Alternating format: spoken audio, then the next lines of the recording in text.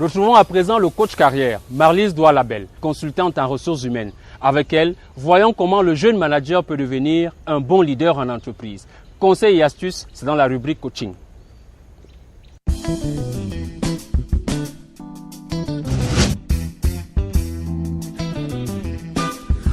On ne naît pas leader, on devient leader. Et on devient leader comment?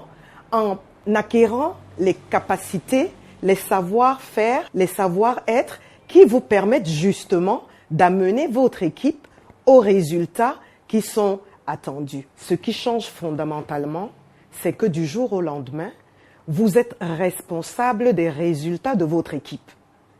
Quand vous étiez membre d'une équipe, vous étiez responsable de vos résultats à vous. Mais maintenant, l'entreprise vous met face à des responsabilités plus importantes. Vous devez désormais animer une équipe. Vous commencez par rencontrer votre responsable hiérarchique, discuter avec lui sur la base du job description qui est désormais le vôtre, pour vous assurer que vous avez bien compris la charge et les responsabilités nouvelles que vous avez. Ensuite, vous rencontrez les membres de votre équipe, individuellement d'abord et après collectivement, pour que ensemble vous commenciez à bâtir une équipe. Et pour bâtir une équipe, il y a quelque chose qui est au centre qu'on appelle la communication et le partage. Maintenant, il va vous falloir vous documenter parce que ça ne s'invente pas.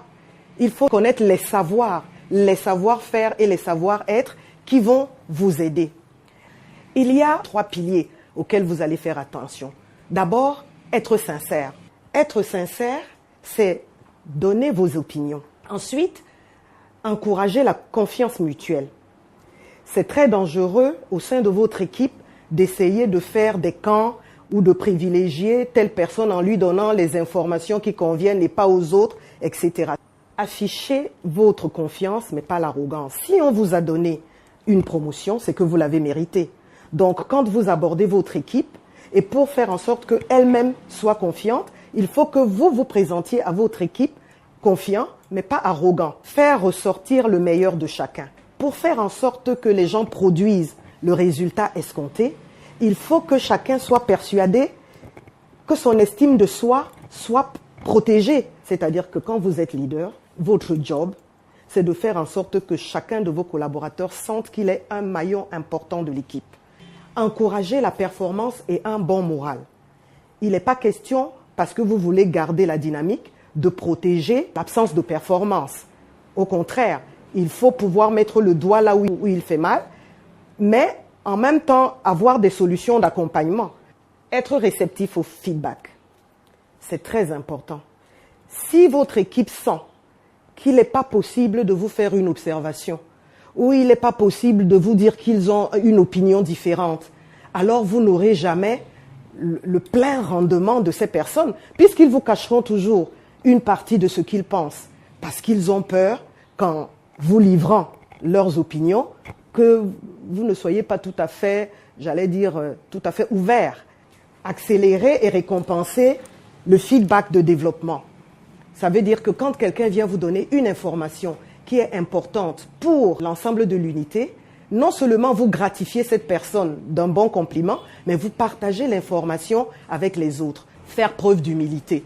Ça aussi, ça favorise le feedback. Être exigeant avec soi-même, c'est-à-dire ce que vous demandez à vos collaborateurs, vous devez être le premier à le mettre en action.